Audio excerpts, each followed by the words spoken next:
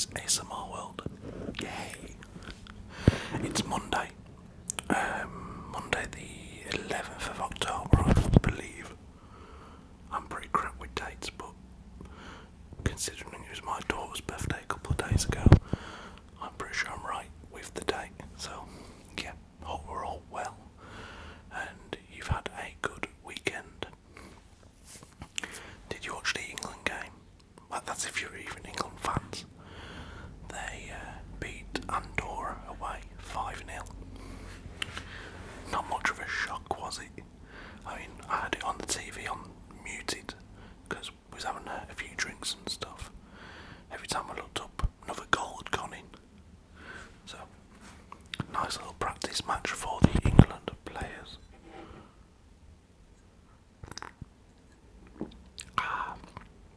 That coffee's actually going quite cold because I made it about 20 minutes ago with the idea that I'll get set up in here and then I'll have my coffee.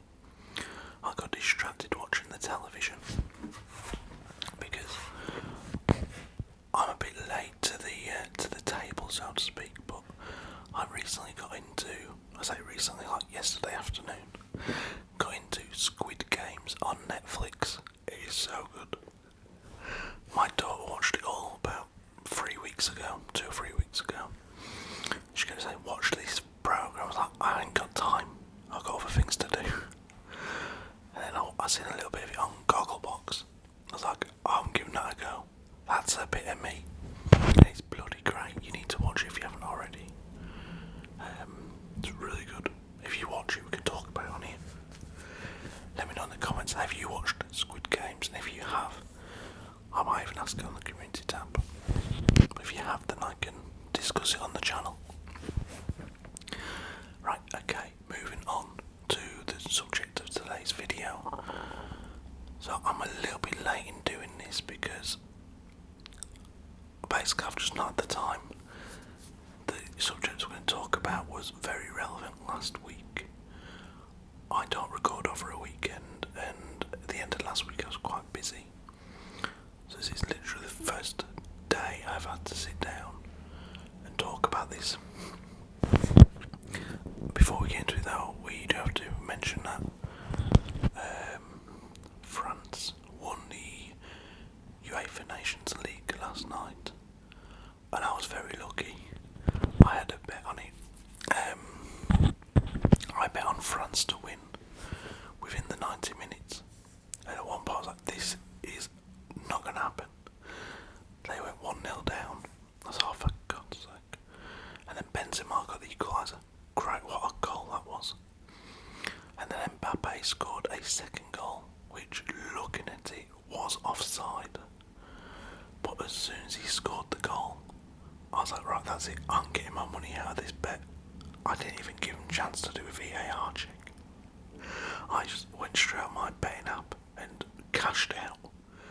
And as I was cashing out, there's like, we need to check if this goal's offside. I was like, I don't care, I'm getting my money. I was able to get just in time. But what a goal from Benzema to level the game up at 1-1. So, yeah, I won that bet, thankfully. Moving on, we also have to talk, well, we're going to talk about Newcastle. That's the subject of today's video. As many of you know, if you don't, you must have been on the moon for the last week or so. Newcastle United have been bought out by the Saudi government or a group of people from Saudi Arabia, something like that. A very, very, very, very rich group of people, basically. Richer than I could ever even think about being. I'm going to find somewhere to put this microphone, if you bear with me, and just talk about them. The crazy looking lady is on the TV right now. Is it just me, or she's a bit odd looking? This Amanda Staveley. Like, her eyes are a really odd looking woman. She's on the TV now. I mean, I really do think she could be like an alien in a human skin. Like if you look at her features, I honestly believe that she's invading England or the world, and this company's probably like a group of aliens, and we're going to turn Newcastle into like a breeding ground for like Dawn of the Dead or something or other. She's a really odd looking lady. Anyway, now that I've just spent 2 minutes criticising the lady, now we can get it. I'm just putting something here to rest the microphone on. Bear with me. This is actually for another video I'll be recording in a little bit. Okay, so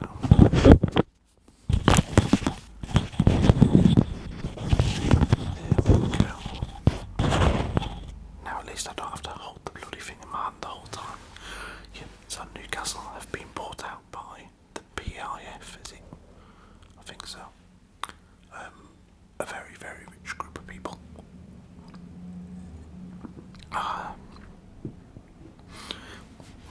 And since last week, I've heard the craziest stuff, and I was desperate to give my thoughts on it.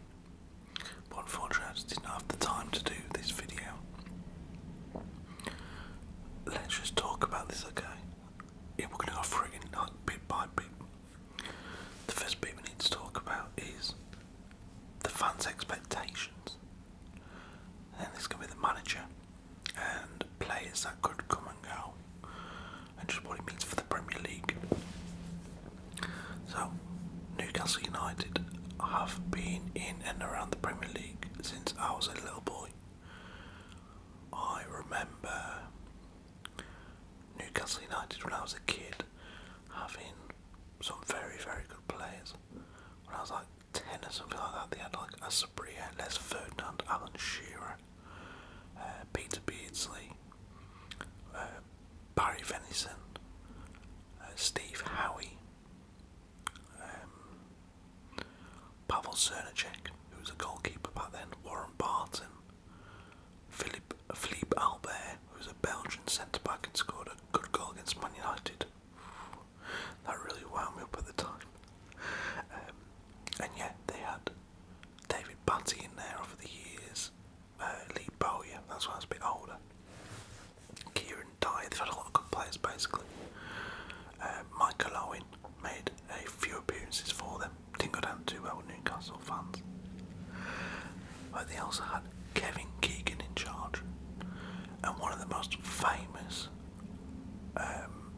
Sky Sports interviews ever done was a Kevin Keegan one, where after the game, or before a United game, one or the other, I think it was a Newcastle game ended, and United were meant to play the next day, and he was like, I'd love it if they beat them, I'd love it. He got right angry. And we all know how that ended anyway. Newcastle got as close as they could do at the time to winning the Premier League and never got anywhere near it again after that. But they have a chance now. They have a chance to potentially, and I do use the word potentially very, very lightly, they have a chance to win the Premier League. Right, okay, so Man City were bought out a lot of years ago. They were bought out by one company that turned out to be a flop, and they were immediately bought out by Sheikh Mansour and his people. They went out and tried to sign Kaká.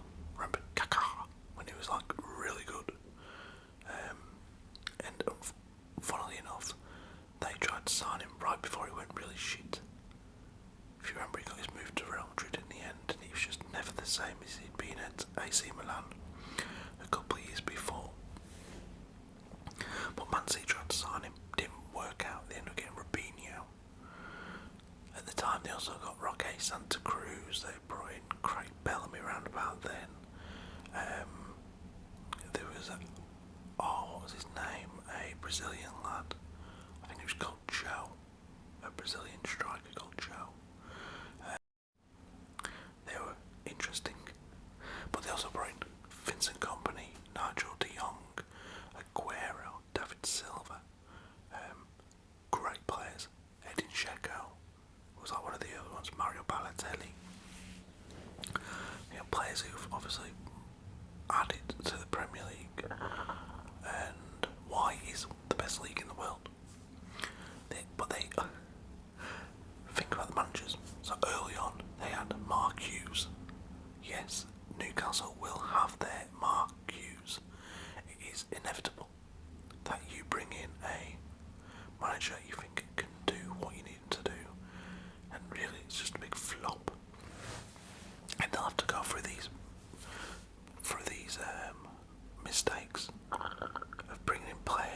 managers they think are going to be great, and they turn out to be shit, basically.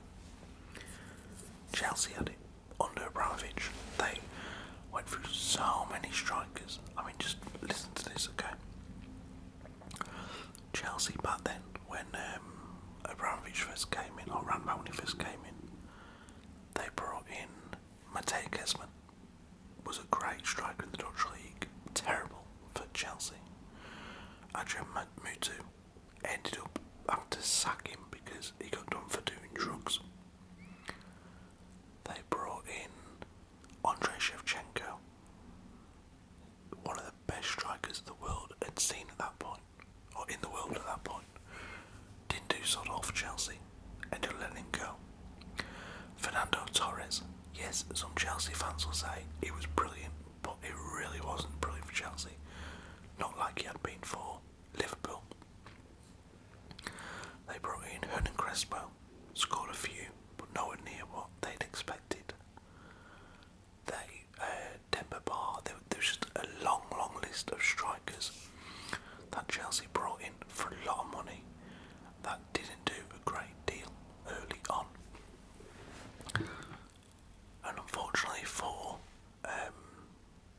Newcastle, you can have that issue. You're going to bring in players that you think are amazing and turn out to be big, smelly flops.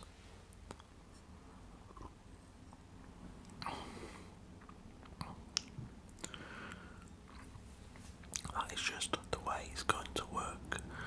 Now to any Newcastle, so this video actually, before Newcastle were bought out, I was asked on a previous video, on a comment, I guess by a Newcastle fan, would I please do a video giving my thoughts on Newcastle and the takeover. At the time I didn't know there was one about to happen, so this question was like, it threw me a bit. I was like, well, what is there to talk about? I didn't want to go on with a lot of depressing stuff about how average Newcastle are. And then about 2 days later the takeover happened. It's like, oh, now we've got stuff to talk about. Brilliant. So that's what we're going to do. We are talking about now, as I just said. Newcastle United will not get their hands on the Premier League title for at least 15 years. For Newcastle to get their hands on the Premier League title, a few things need to happen. First off, Man City will need to lose their owners. Sheikh Mansour and everybody else at Man City will need to walk away so that they're not being funded by this very rich family. Yes, I know Newcastle will be funded, but Newcastle United. Alright, so I've heard in the past, I can't remember who it was now, it was somebody who signed for Newcastle, I'm sure it was Newcastle. They signed for them years ago, a foreign player, and a few years after they left, they actually come out and said, we didn't even know where Newcastle was or had even heard of them. Somebody in Spain, like a top player or a very good player, even whatever, I very much doubt they know who Newcastle are, because Newcastle are in European competitions. These players ain't coming over to England on a holiday thinking let's go to Newcastle. They're going to London. Newcastle do not have the pull of geography. I read Michael Owen's book, his autobiography. It's a bit shit, but I read it. And he said one of the issues with living in Newcastle was you was either in the centre of everything or on the outskirts of God knows where. And he ended up living like out in the middle of nowhere, and it just got really depressing for him. Because his wife didn't move, and I don't think it was just him and his dad. So he really struggled to settle. So Newcastle don't have the geography. They're not in London, where your rich players want to be. Man City, when they first took over, players from around the world, your Nigel de Jong,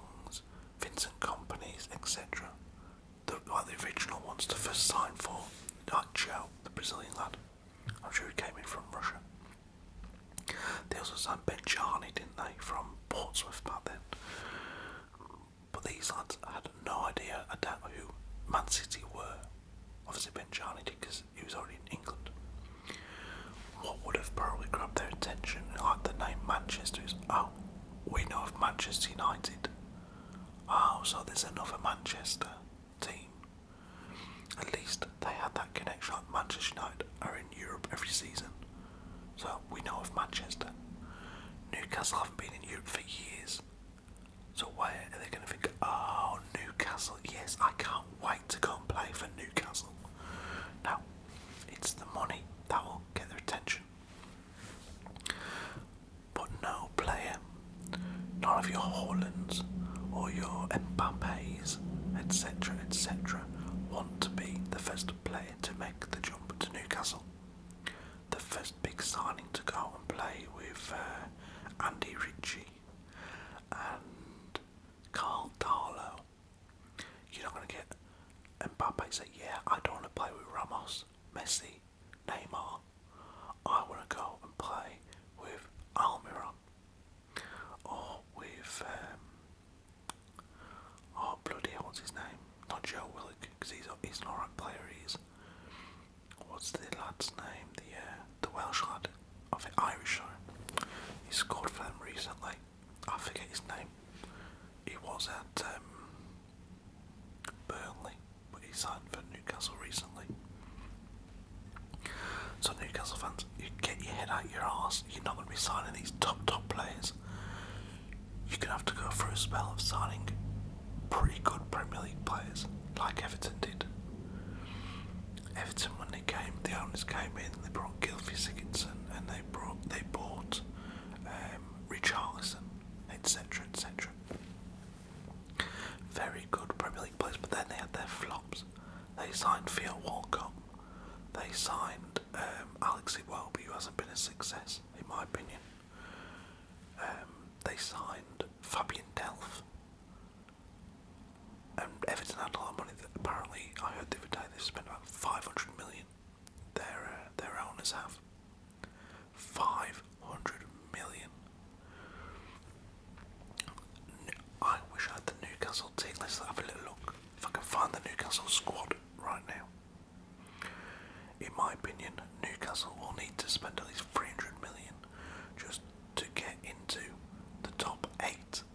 I honestly believe that because they need to replenish all of that squad. Let's have a look at their team quickly. Newcastle squad. Okay, so I've brought their squad information here. Just have to give me a moment to open it up. Accept cookies. Okay, here we go. So from start to finish, Martin Dubravka is their number 1 goalkeeper. He might be kept on as number 2. I guess you need a new goalkeeper if you're going to compete. Carl Darlow, no. Defenders, Kieran Clark, not going to be good enough for a team wanting to win the Premier League. Paul Dummett, nope. Fabian Schär, nope. Jamal Lascelles, nope. Emil Kraft, nope. So already we are 1, 2, 3, 4, 5, 6 players. 7 including the goalkeeper. And we haven't found one player yet for the top 6, let alone the top 2. Federico Fernandez, nope, that's 8. Mankiel, nope, that's 9. John Joe Shelby, 10. Isaac Hayden, nope, that's 11. Matt Ritchie, nope, whoever I said before. That's 12 players who will not get near that team. Jeff Hendrick was the Irish player I was thinking of. That's 13. Ryan Fraser, maybe, just maybe, on the bench. Jacob Murphy, nope, that's 14. Miguel Almiron, I think he'll improve, being around better players.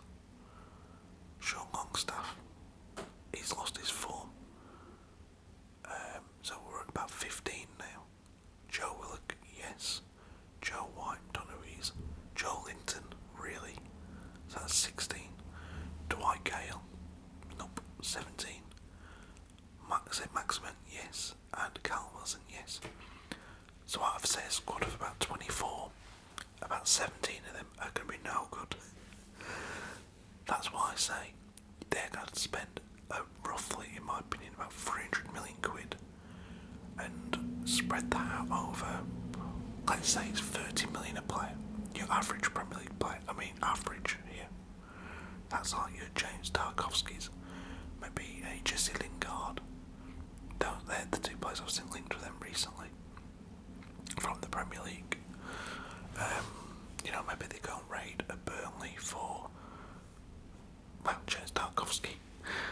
Maybe they look at, who else could they be looking at? Possibly Dean Henderson at United, who has lost his place to David De Gea again this season.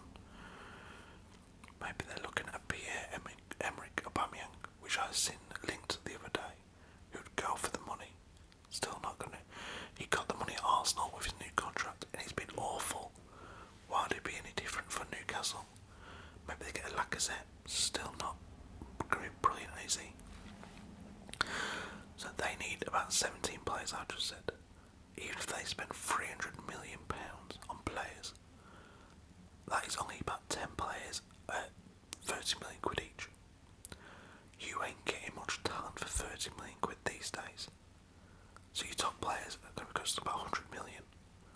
So if you spend 300 million, that's only 3 players. They need between 10 and 15 in that squad. So all these Newcastle fans saying, we're going to win the Premier League, we're going to get to Europe. No. No, no, no.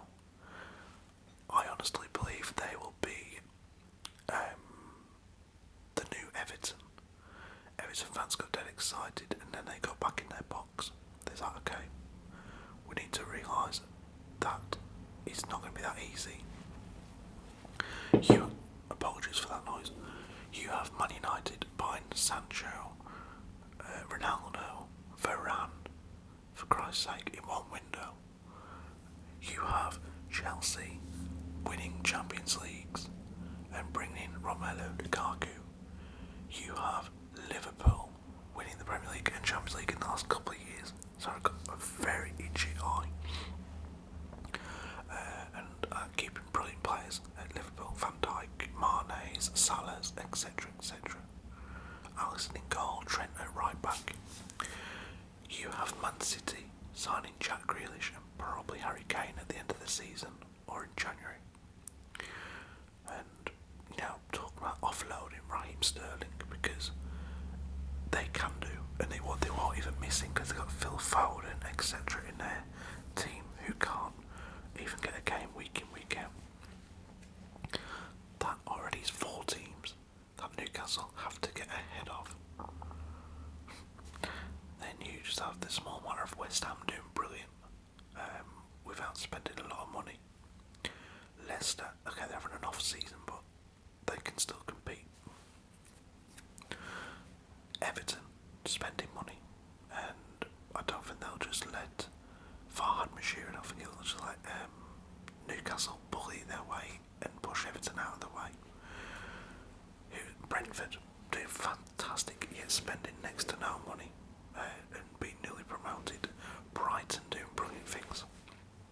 And that's even without mentioning Tottenham, who, if they sell Harry Kane, are going to hopefully reinvest that money in 3 or 4 players and kick on next season. So no, Newcastle fans, you will not be pushing for Europe in a couple of years, in my opinion. I could be wrong. I don't think I will be.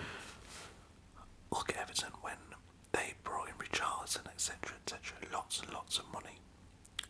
Last window they brought in Alan and Decore. Yeremina has come in the last couple of years or so. They brought in Ben Godfrey from Norwich. Spending a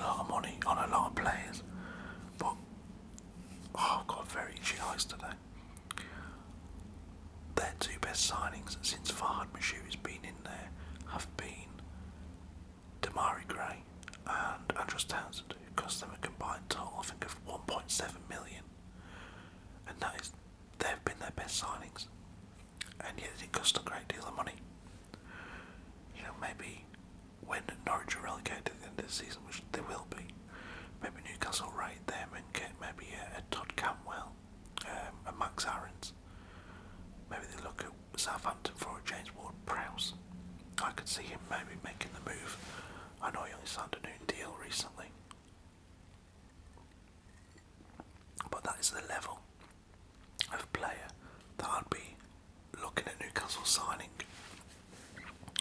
Manager situation. Steve Bruce has to go, no doubt about that. But then this fan's like, yeah, I would take Antonio Conte. Yeah, so would Man United, the biggest, or not the richest, but the biggest club in England. I mean, how bloody egotistical do you have to be to go from, we have Steve Bruce, but we would take bloody Steve McLaren, like a week or two ago, to, yeah, we have Steve Bruce, now we want Conte. What planet do you live on? Yes, money buys people, I get that. But Conte turned down Tottenham Hotspur, who at the time had only just missed out on winning the League Cup, whatever, are in the Europa League, have Harry Kane, Son, etc. And Conte turned Tottenham down. But he's going to pick Newcastle with Matt Ritchie and Sean Longstaff and Carl Darlow in his team. Get real. I think a good shout for Newcastle. There's two names I think would be great, but I think they'll both turn Newcastle down. So Graham Potter apparently turned down Tottenham when I believe in my head even now Tottenham are a bigger pull than Brighton, but he turned them down. He wanted to stay at Brighton and kick on, and he's done well to be fair this season. And David Moyes, who I also think would turn Newcastle and their billions down to stick it out at West Ham, because he's got something great going at West Ham. Why would you walk away from that to go into a club with no history, no recent success, no, like, apart from money in the bank, they have no future ambitions right now. Like, you could look and say, yes, Newcastle will be in the top 4 next season. So, in all that respect, I think they even struggle to get Potter and Moyes. So then you're looking at, I don't know, maybe, what's his name? The ex-Sheffield United manager.Maybe he'd go there. What's his name? Little man. That short bloke. Really annoying. What? Let's find out. I haven't got his bloody name. He's still out of work at the minute though, from what I know. Let's have a little look. So ex-chef. What's your name, buddy? Chris Wilder. Maybe you get Chris Wilder in. I can see him going there and enjoying. Oh god, my eyes are proper red now a bit. I can see him going there and enjoying the billions that Newcastle now have to spend. Because that was one of his complaints, wasn't it, at Sheffield United, that they didn't have enough money to spend on players to compete in the Premier League. So you're not going to be getting your Contes anytime soon.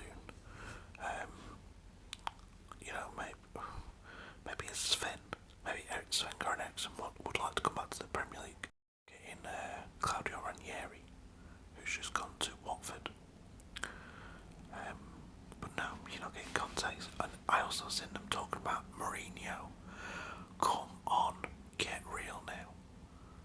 Just silly talk. So I think Newcastle fans will have to settle for top 8 for the next few years, and that is a big improvement from relegation form, and that is on the basis that they don't actually get relegated this season. Because yes, the fans don't have to worry about Mike Ashley being upstairs in the boardroom, whatever now, but they can't bring any signings until January. We're only in October. They have, like, I don't know, best part of 10 or 12 games to go, I guess, before they can start making signings. Are there any Newcastle fans out there like confident that this team of players, this group of players right now, will get more than a couple of wins in the next 12? Yeah, there'll be a buzz around the club and the fans will be excited, but that doesn't necessarily buy you wins.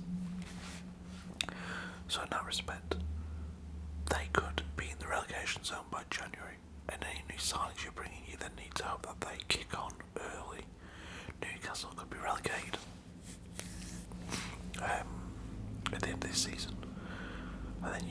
are the richest club in the world, playing in the championship.